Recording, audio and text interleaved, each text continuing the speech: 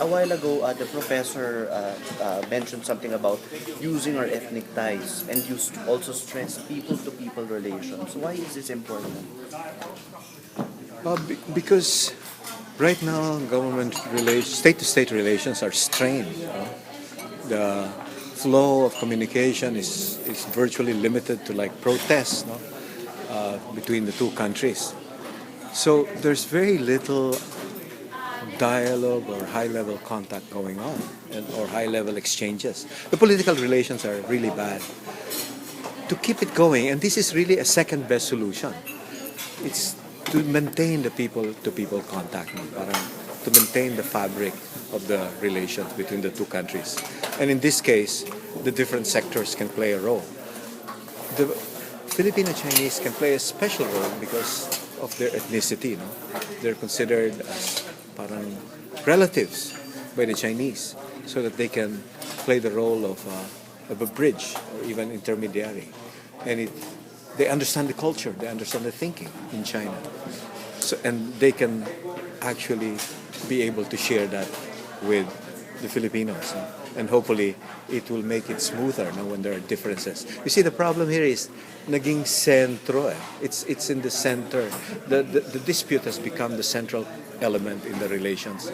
And since it involves sovereignty, territorial and maritime issues, talagang nobody wants to give way. Because of that, it affects the atmosphere. If there is a way to put it slightly to one side, so that it's not the stress, or if there is a way to compartmentalize it, and you continue with other sectors. But the problem is, it's not easy.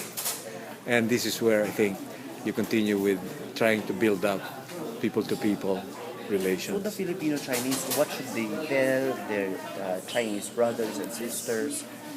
You mean in China? Yeah, what do we expect them to do? What do we want them to do? I think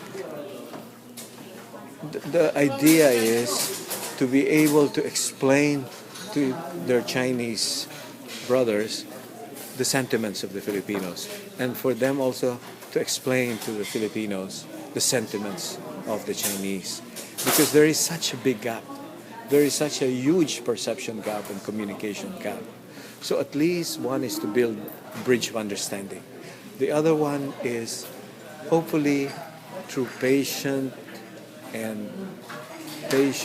explanation on both sides, there can be a way. Because the only way out here is the idea of sharing the resources, the idea of an amicable settlement.